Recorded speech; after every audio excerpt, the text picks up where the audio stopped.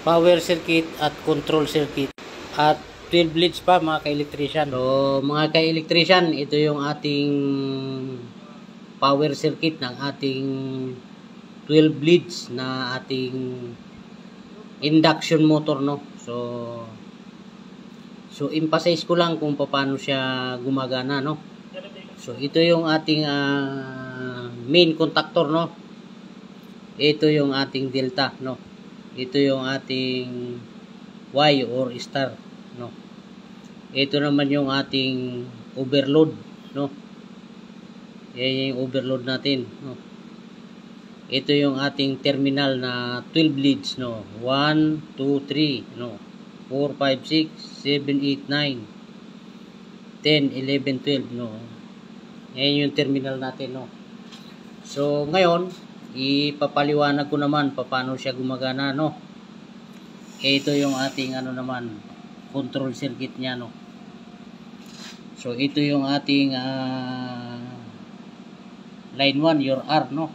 Punta dun. Ito yung ating normally close na push button, no. Ito yung ating normally open. So pag push ng normally open natin na push button, gagana yung ating main contactor, no. Kasama yung ating auxiliary contact ng main contactor. So magkuklose siya. Pupunta yung ating dito, voltahe, kasama itong gagana yung ating timer, no. Yung timer natin, meron siyang normally open at normally close na contact, no. Ito muna yung unang gagana, no, mga ka-electrician. So dahil naka normally close ito yung munang gagana since yan ay ating star connection, no. So yung star natin, so ito siya.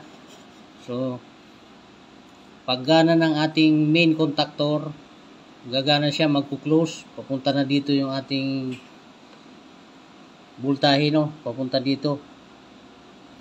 Since ito yung unang gagana, magku-close yan, no. Magku-close siya, yan. So ito hindi pa siya gumagana, so open yan. Kaya hanggang dito lang yung natin voltahe, no, dito. So hindi siya didiretso dun. So gagana siya kung ano yung setting natin ng timer, no. Kung ano yung timer, kung 10 seconds siya, mag-open siya ng 10 seconds. Ito naman ngayon yung mag-close. Ito yung ating delta, no. Yung delta. So yung delta naman, paano siya gumagana, no. So yung ating main contactor is permi siya, naka-close. So dito tatakbo yung ating voltahe, no. Since ito ay naka-open na, dahil hindi siya gumagana, dito pupunta yung ating voltahe, no, papunta doon. Ito yung delta natin, magku-close siya, ayun na, papunta na doon.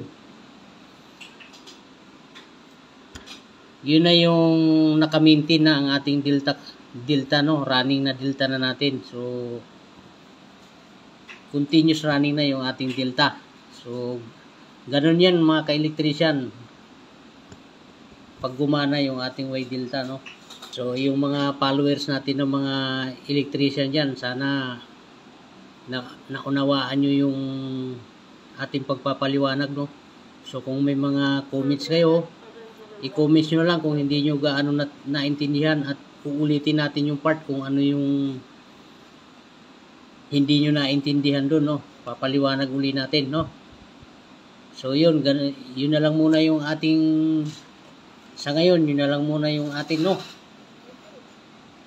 Mag-iisip ulit tayo ng ibang content para sa ating mga electrician, no, para magkaroon ng idea, no.